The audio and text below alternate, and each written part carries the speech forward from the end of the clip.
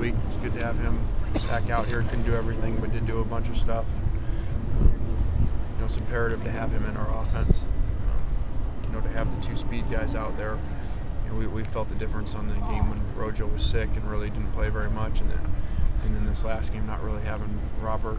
You could definitely feel a difference. So hopefully both guys will be 100% going Saturday. Coach, looking at this game, it seems as if it's the battle of the finishers.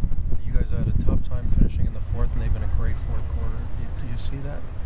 Well, I think that we played a number of teams like that have been really good in the fourth quarter. Obviously, Oregon is the best in the country, but Stanford's done a really good job, and this season we have not, which is something really rare for us, being around here before.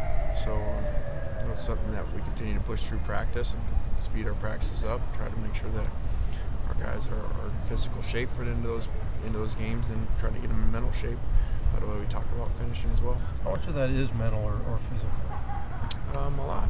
It's a lot of it's physical. You can see it. When guys are worn down.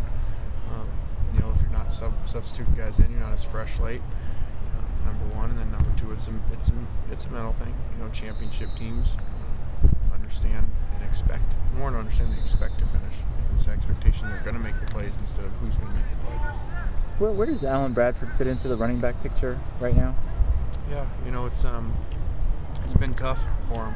He's battled through some injuries, and then has not had much success as of late in the limited carries that he has, and then has put the ball on the ground. So, we're still trying to figure out throughout the week, and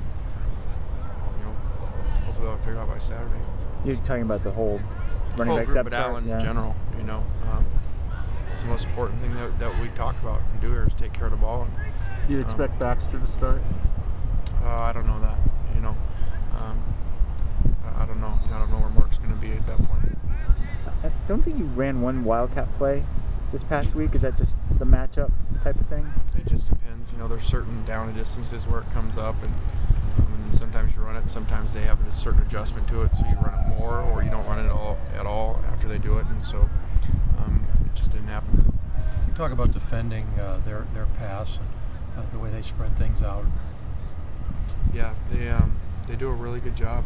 I think that people think about them for their defensive play, but number one pass offense in the conference, and a great receiver, someone that's very hard to handle. So we're going to have our hands full, and obviously there has been a big issue for us on defense this year. A lot of short passes though for them, right?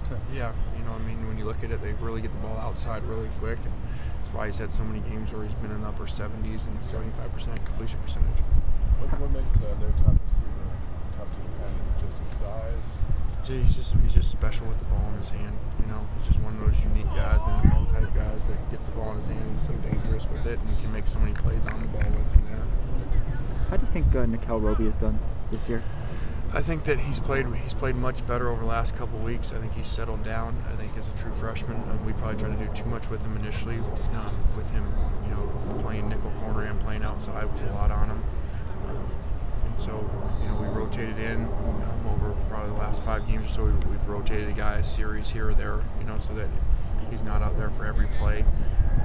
But I think he's done really well once he settled down, and he's had 3 picks in I guess the 4th game. So in the last 5 games, he's had 3 picks. Talk about Sharice Wright and how important his leadership's been this season. Yeah, really kind of a quiet leader usually.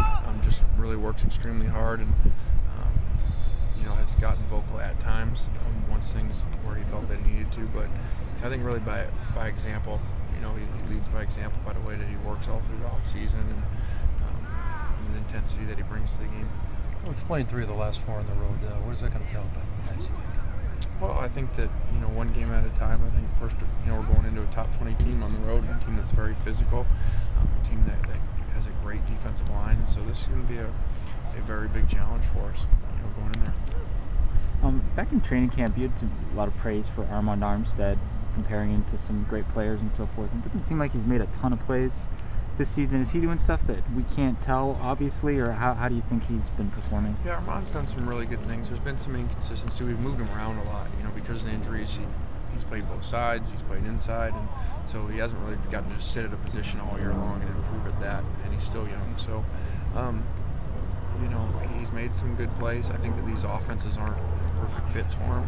You know, that he's a big time physical run stopping defensive end. You know, somebody that he will be of great value at the next level when people run normal offenses, or if we were in a different conference. But this conference all of a sudden has gotten all spread out, and you know that it really doesn't fit him perfectly, but he still makes a number of plays. Has having to play so many reps or so many snaps hurt him and Casey a little bit?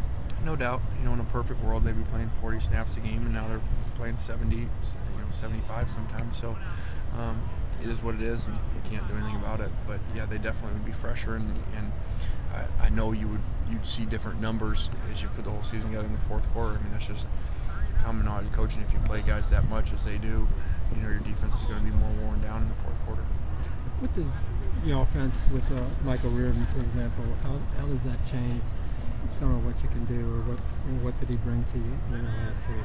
Yeah, he does. Our system doesn't change. We don't run any different plays because he's in there, but he was, especially for a first time starter in our system, he was very consistent, played with great effort, got guys on the ground, really brought an aggressive attitude there. So it was really good to see a guy take advantage of an opportunity after spending a long time on the bench.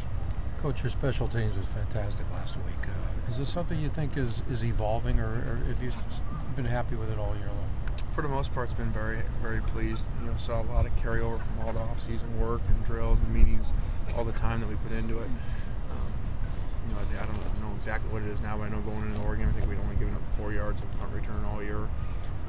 We scored touchdowns on special teams. We blocked kicks on special teams. We scored 2-point conversions. So pretty exciting to have done all that, in just a little bit over half of the season.